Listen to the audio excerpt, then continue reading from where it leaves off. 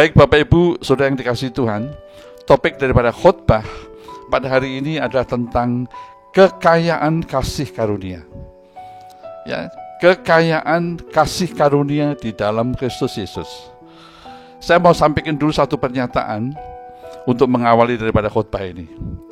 Saudara, orang yang memiliki sesuatu tetapi tidak pernah merasa memiliki, ya, saya ulangi lagi, orang yang sebenarnya memiliki sesuatu tapi dia tidak merasa memilikinya, saudara, maka dia tidak akan bisa menikmati apa yang dia miliki.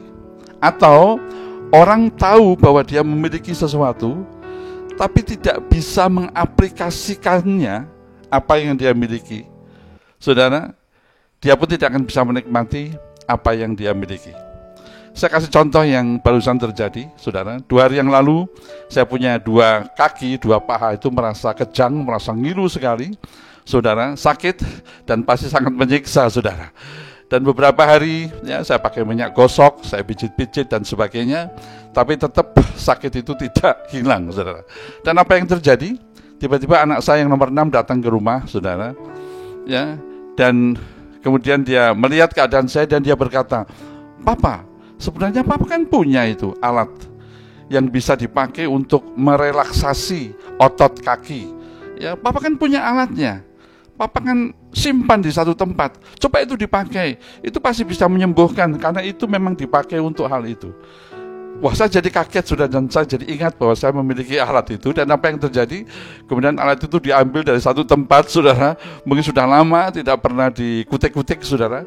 Dan ternyata lewat alat itu saya pergunakan, saudara, dan membuat kaki saya sembuh, saudara. Membuat kaki saya hilang sakitnya, saudara. Ya, saudara, saya baru menyadari bahwa saya sebetulnya punya alat itu. Tetapi karena saya merasa tidak punya, ya, merasa tidak memiliki, walaupun saya memiliki, saudara, saya tidak bisa menikmatinya.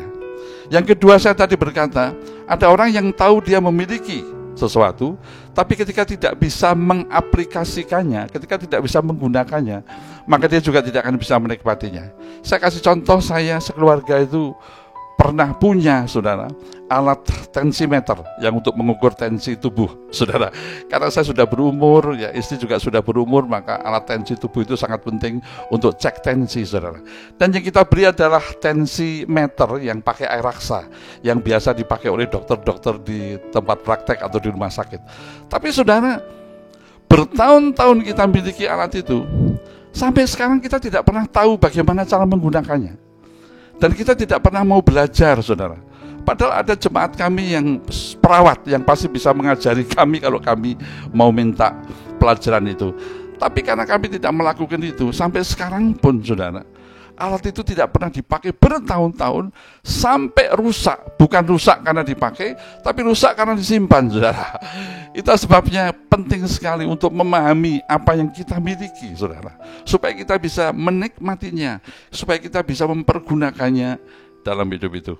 Itu sebabnya topik pada hari ini tentang kekayaan kasih karunia ini penting untuk disampaikan, supaya kita orang percaya Yesus Kristus, orang yang sudah ditebus dan diselamatkan lewat pengorbanan Kristus, bisa mengetahui kekayaan kasih karunia di dalam Kristus Yesus yang kita miliki itu, yang sebetulnya tersedia bagi kita.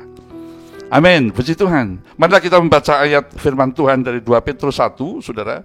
Kita akan baca ayatnya dari 2 Petrus pasal 1, mulai ayat 2 sampai ayat 8. 2 Petrus 1 ayat 2 sampai dengan ayat 8. Saya akan membacakannya bagi saudara, dan saudara yang punya Alkitab di rumah, saudara juga bisa ikut membacanya.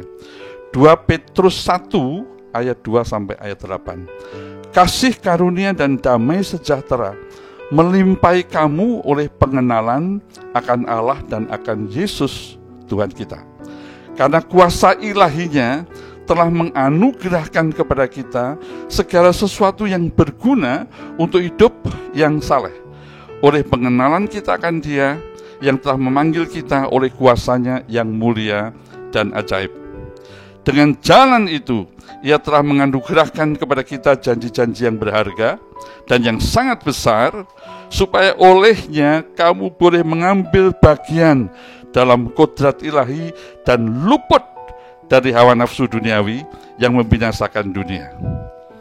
Ayat 5, justru karena itu, kamu harus dengan sungguh-sungguh berusaha untuk menambahkan kepada imanmu kebajikan, dan kepada kebajikan pengetahuan, dan kepada pengetahuan penguasaan diri, kepada penguasaan diri ketekunan, dan kepada ketekunan kesalehan, dan kepada kesalehan kasih akan saudara-saudara, dan kepada kasih akan saudara-saudara, kasih akan semua orang. Sebab apabila semuanya itu ada padamu dengan berlimpah-limpah, kamu akan dibuatnya menjadi giat dan berhasil dalam pengenalanmu akan Yesus Kristus Tuhan kita. Puji Tuhan, saudara. Oh, luar biasa, saudara. Saudara, di dalam Kristus, ketika kita percaya Yesus, kita hidup di dalam kasih karunia Allah. Dan di dalam kasih karunia Allah itu tersedia banyak hal. Begitu kaya kasih Tuhan itu kepada kita orang percaya.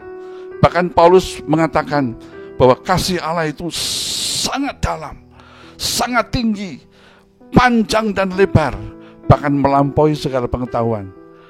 Dan kasih Allah itu adalah Allah sendiri, karena Allah adalah kasih. Itu sebabnya kita perlu mengetahui, saudara, kekayaan apa yang tersedia bagi kita sebagai anak-anak Tuhan, ya, di dalam Kristus Yesus. Saudara, ada 3 hal, ada 3 bagian kekayaan yang kita miliki di dalam Kristus Yesus. Yang pertama, saudara, ini pasti semuanya sudah banyak diketahui, saudara, yaitu ketika percaya dan menerima Yesus sebagai Tuhan dan Juru Selamat, dan akhirnya kita dibaptis.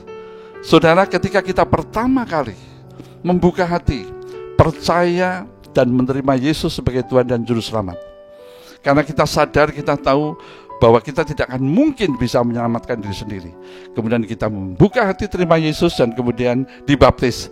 Pada saat itu, ya, kekayaan kasih karunia mulai tercurah atas kita.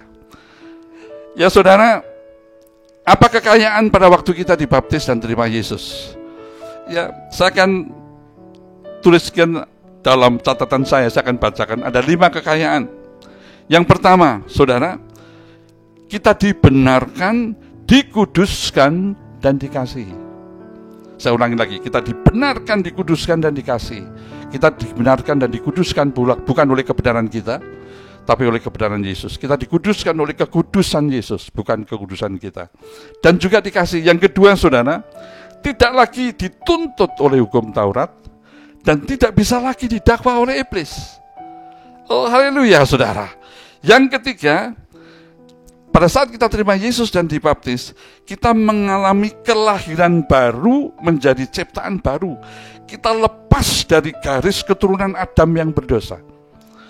Di mata Allah, kita bukan lagi keturunan Adam yang berdosa, tapi kita adalah anak-anak Allah di dalam Kristus Yesus. Oh, puji Tuhan. Yang keempat, saudara, apa kekayaan daripada kasih karunia ketika kita terima Yesus pertama kali? Kita menjadi anak-anak Allah dan menerima Roh Kudus.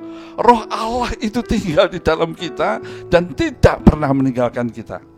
Dan yang kelima, anugerah yang kelima adalah kepastian untuk memiliki kehidupan kekal. Oh, puji Tuhan. Bukankah itu luar biasa, saudara? Kita baru membuka hati, kita baru mau percaya kepada Yesus Tuhan. Kita mau menyerahkan diri untuk percaya bahwa Dia adalah satu-satunya Tuhan dan Juru Selamat. Kemudian kita dibaptis. Saudara, minimal ada 5 kekayaan kasih karunia yang kita terima. Dan itu tidak pernah didapatkan dari sumber manapun di dunia ini. Itu hanya didapatkan oleh karena Kristus yang adalah kasih karunia Allah itu sendiri. Oh, puji Tuhan, saudara. Yang kita terima itu adalah status. Saya ulangi lagi, yang kita terima itu adalah status yang luar biasa. Ya, saya ulangi lagi, yang pertama, kita dibenarkan, dikuduskan, dan dikasihi. Yang kedua, tidak lagi dituntut oleh hukum Taurat, tidak bisa lagi didakwa oleh iblis. Yang ketiga, lahir baru menjadi ciptaan baru lepas dari garis keturunan Adam yang berdosa. Yang keempat, menjadi anak-anak Allah dan menerima Roh Kudus. Dan yang kelima, kepastian untuk memiliki kehidupan yang kekal. Oh, haleluya, puji Tuhan. Nah, sekarang pertanyaannya, apakah berhenti sampai di situ? Apakah berhenti sampai di situ anugerahnya kepada kita? Apakah hanya sampai di situ? Ya saudara, kekayaan kasih karunia-Nya itu. Tidak, saudara. Ternyata setelah itu ada lagi kasih karunia-Nya yang dicurahkan kepada kita, yang sangat penting dalam hidup kita untuk bertumbuh menjadi orang Kristen, orang percaya yang dewasa, saudara. Ya, itulah sebabnya kita baca, ya 2 Petrus 1, coba kita lihat, saudara. Kita baca 2 Petrus 1 tadi. Ya, kita baca ayat 2 dan sekarang ayat 3, saudara. Ya, kita baca ayat 3, ya. Karena kuasa ilahinya, perhatikan, karena kuasa ilahinya telah menganugerahkan kepada kita, sekali lagi, telah menganugerahkan kepada kita segala sesuatu yang berguna untuk hidup yang saleh, oleh pengenalan kita akan Dia yang telah memanggil kita oleh kuasa-Nya yang mulia dan ajaib.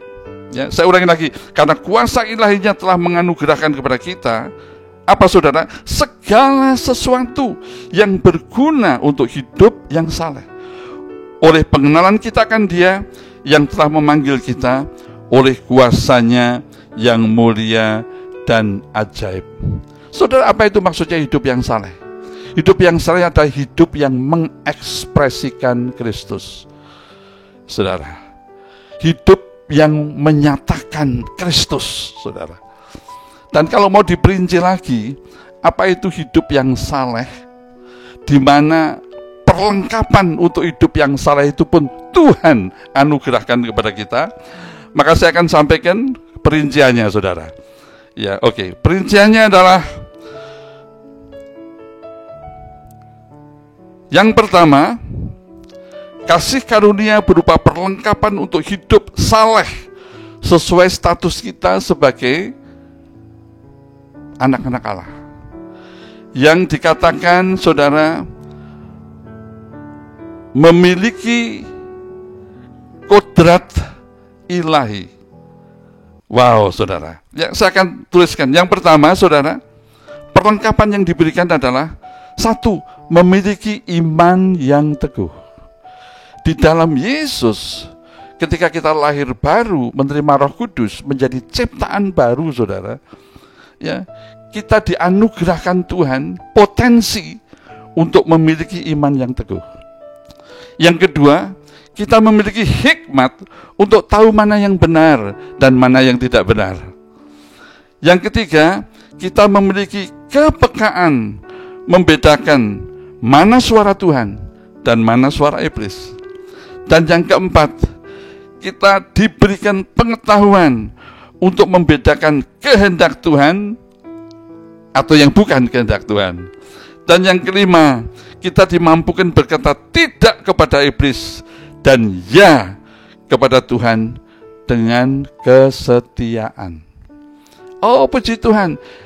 Untuk hidup yang saleh itu, saudara, perlengkapan itu, 5 perlengkapan itu paling tidak, itu disediakan oleh Tuhan, itu dianugerahkan oleh Tuhan, bukan bersumber dari kekuatan kita, bukan bersumber dari usaha kita. Potensi itu sudah ada, diberikan kepada kita setelah kita lahir baru. Untuk apa, saudara?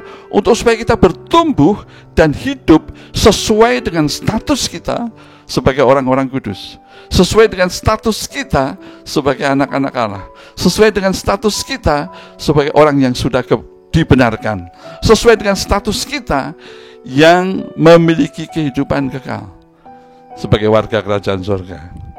Amin, saudara. Oh, luar biasa, saudara. Luar biasa. Itu Tuhan sudah berikan kepada kita potensi itu. Ya. Pertanyaannya, saudara, bagaimana nanti mempergunakan potensi itu supaya sungguh-sungguh berfungsi dalam hidup kita? Saudara, saya mau gambarkan supaya lebih mudah untuk menangkap dua anugerah ini, saudara. Ya, perhatikan ketika seorang bayi lahir, ya, lewat ibunya yang mengandung 9 bulan lebih, kemudian lahirlah, saudara, seorang anak bayi. Perhatikan anak bayi yang baru lahir tadi, saudara. Dia tidak mengetahui proses kelahiran itu.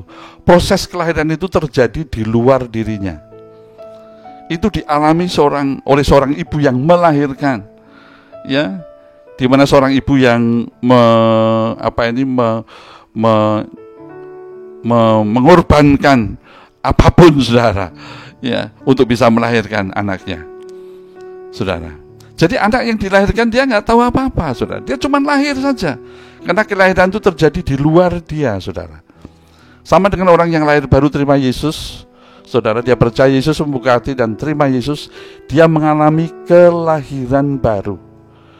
Dan kelahiran baru, status sebagai anak-anak Allah, status sebagai orang yang dikuduskan, dibenarkan, yang sudah diselamatkan itu bukan dia yang mengerjakan, itu terjadi di luar dia. Karena itu dikerjakan oleh Yesus 2000 tahun yang lalu. Amin, saudara. Tetapi perhatikan, ketika anak itu lahir, bayi itu lahir, saudara, dia lahir sebagai apa? Sebagai manusia. Statusnya 100% adalah manusia. Dan seluruh potensi kemanusiaan itu sudah ada di dalam dirinya. Walaupun dia belum bisa berbicara, walaupun dia belum bisa melihat, saudara, pada waktu lahir, belum bisa berjalan, belum bisa berlari, saudara, tapi potensi untuk melihat, untuk berjalan, untuk berlari, untuk berbicara, untuk berpikir, sudah ada di dalam dirinya. Statusnya sudah menjadi seorang anak. Statusnya 100% manusia. Belum berfungsi, belum, saudara, tapi potensi untuk berfungsi ada di dalamnya. Dan apa yang terjadi? Ya, orang tuanya akan melatih dia untuk mulai berjalan, mulai berbicara, saudara, ya, untuk mulai beraktivitas, saudara, menggunakan organ-organ tubuhnya, saudara. Ya, siapa yang melakukan itu? Orang tuanya yang melatih. Itu sebabnya Roh Kudus yang di dalam kita, yang akan melatih kita untuk mengekspresikan dan mengaplikasikan potensi itu supaya menjadi kekayaan yang nyata di dalam kehidupan kita. Amin, saudara. Oh, luar biasa, saudara. Ya, saudara, banyak orang Kristen tidak memahami kekayaan ini. Bahwa untuk hidup yang saleh sekalipun, potensi itu sudah disediakan oleh Tuhan, sudah diberikan oleh Tuhan dalam hidup kita ketika kita mengalami kelahiran baru, ya, di mana Roh Kudus ada di dalam kita. Oh, puji Tuhan, saudara. Nah, kemudian berhenti sampai di situ? Tidak, saudara. Ada anugerah lain lagi, ada kekayaan lain lagi yang luar biasa, saudara.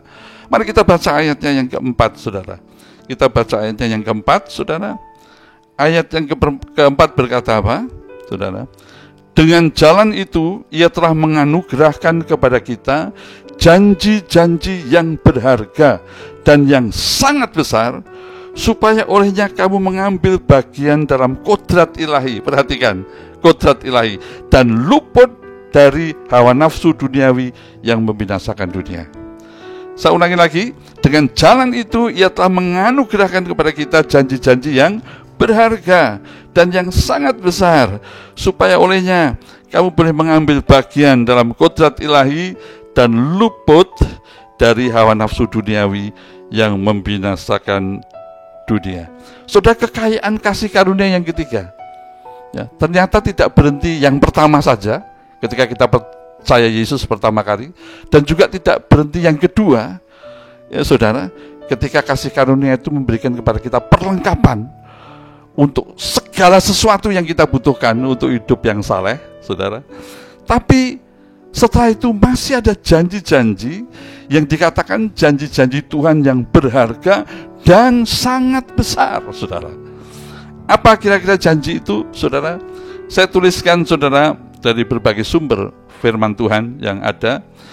Janji yang pertama adalah sebagai anak-anak kerajaan, kita akan dilibatkan dalam rencana Bapa.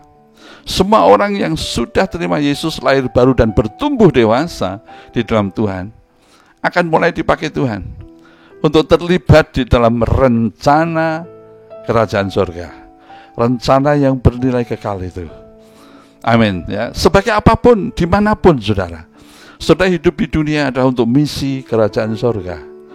Melalui hidup pribadi saudara, melalui keluarga saudara, melalui pekerjaan saudara, melalui usaha saudara, atau melalui pelayanan saudara, saudara akan dilibatkan dalam rencana Bapa.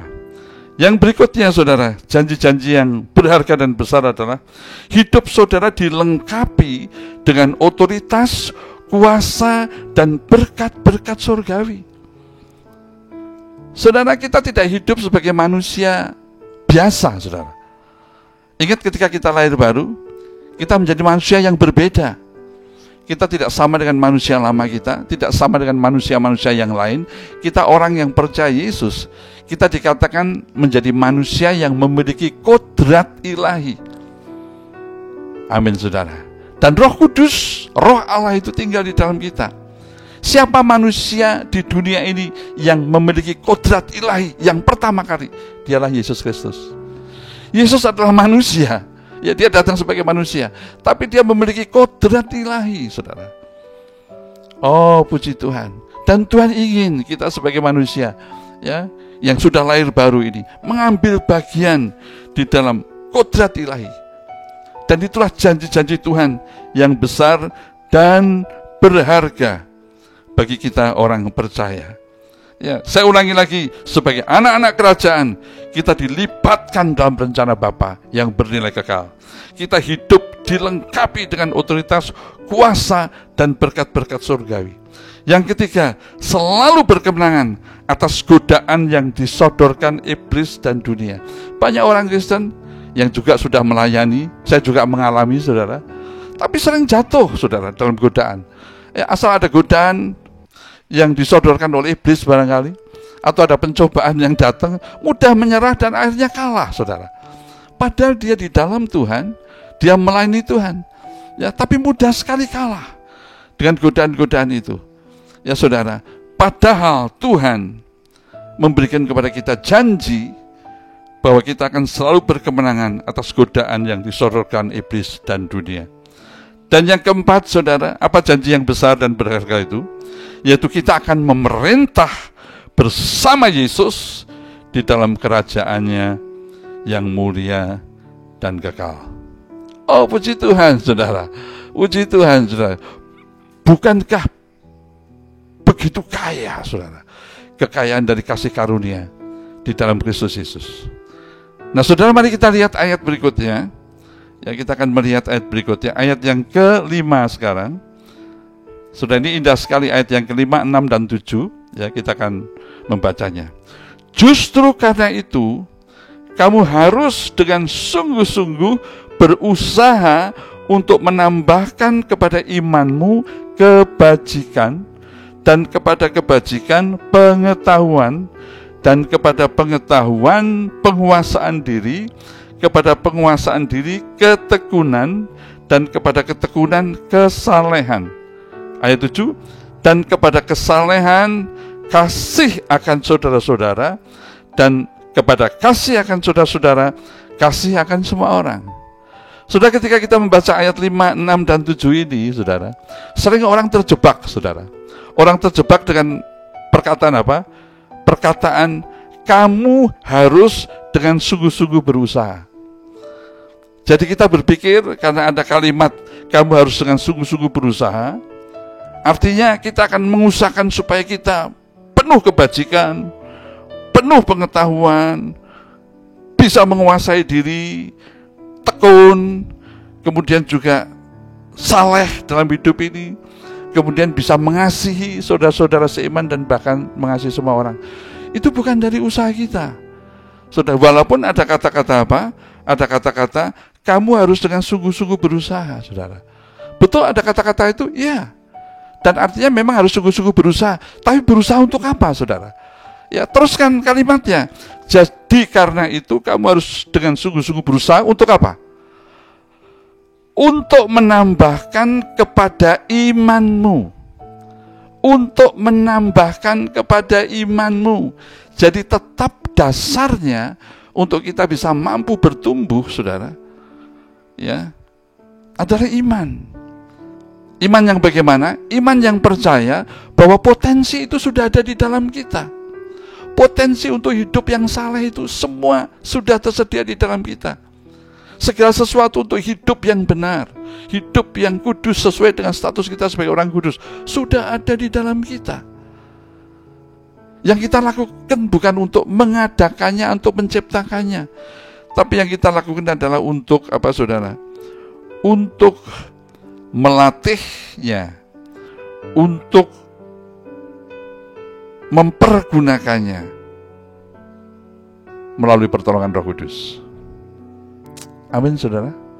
Saya tadi di depan sudah sampaikan kepada saudara bahwa bayi yang lahir statusnya sudah manusia 100%. Potensi sebagai manusia itu, yaitu kemampuan bicara, kemampuan berjalan, kemampuan bernyanyi, kemampuan untuk melihat, kemampuan untuk berpikir, sudah ada di dalam dirinya. Sudah ada lengkap di dalam dirinya. Tetapi supaya potensi itu bisa teraplikasi, potensi itu bisa terekspresi, dan potensi itu bisa dipergunakan dan akhirnya dinikmati, apa yang dilakukan? Ada proses latihan. Siapa yang melatih? Orang tuanya. Orang tuanya melatih berjalan.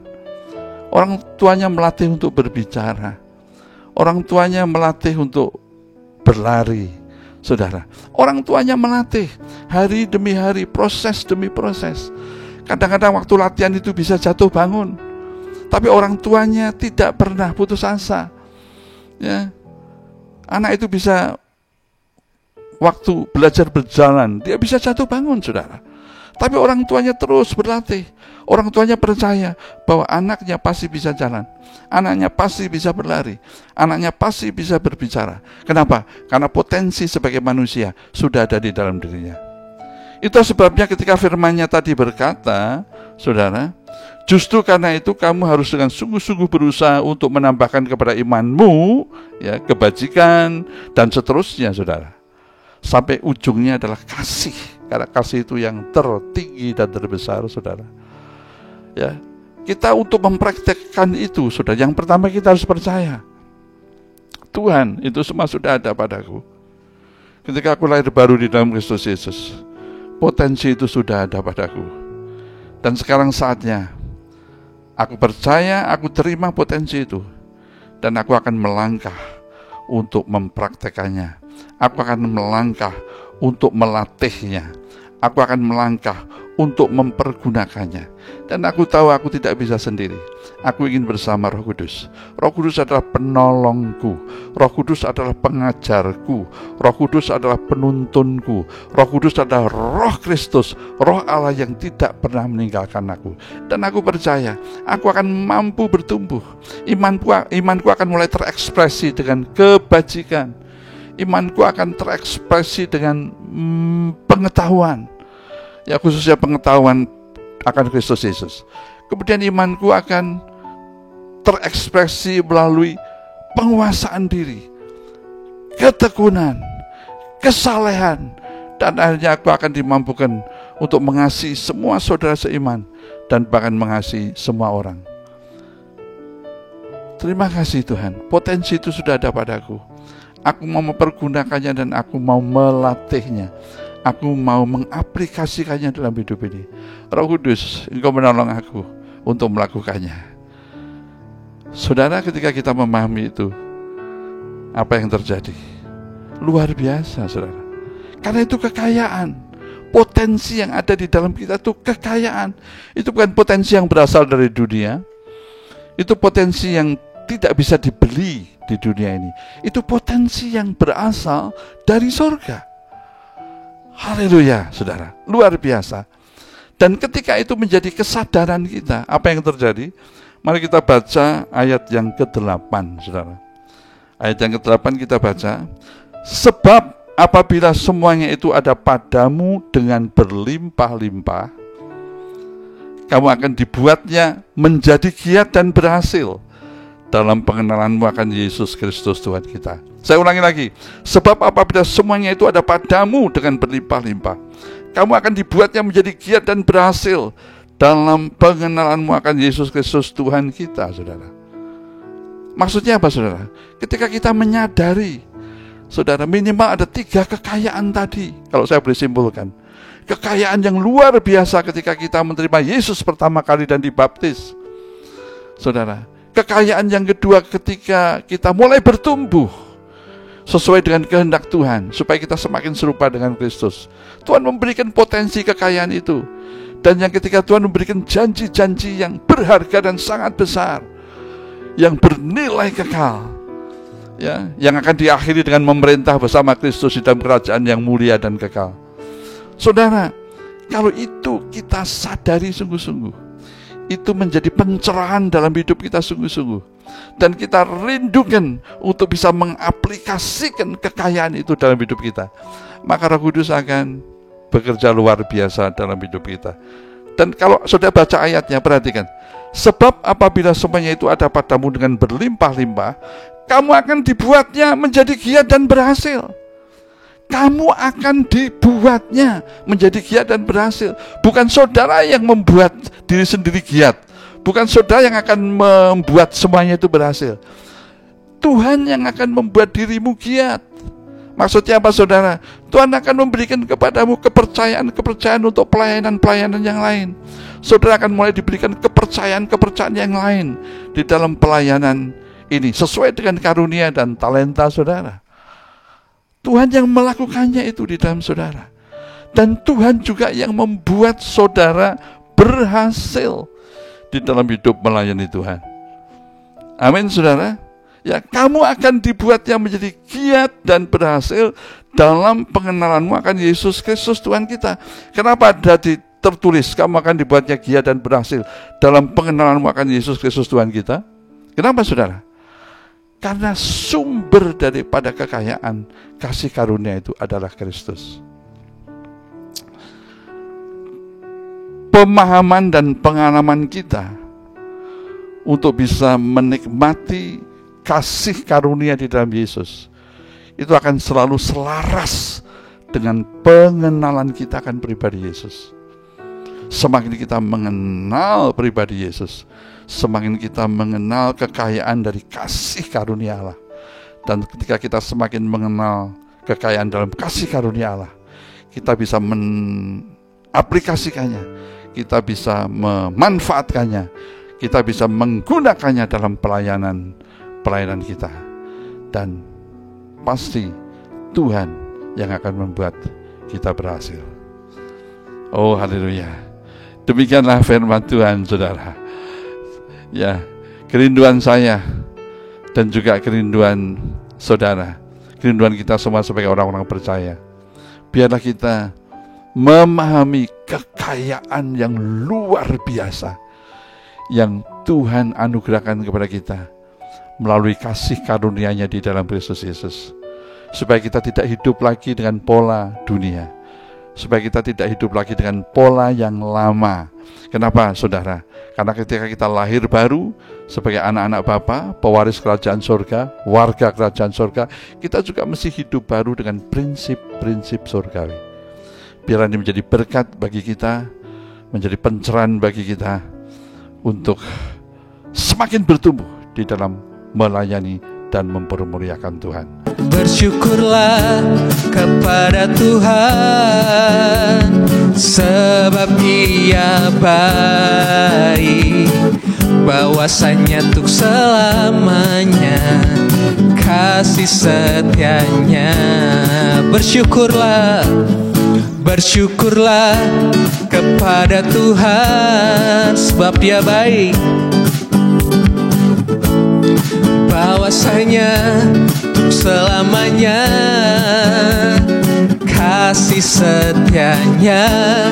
Bersyukurlah kepada Tuhan, sebab Ia baik, bahwasanya untuk selamanya kasih setianya.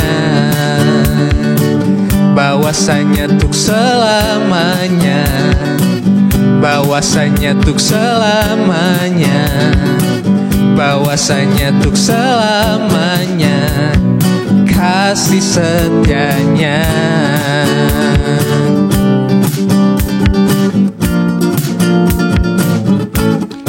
Bersyukurlah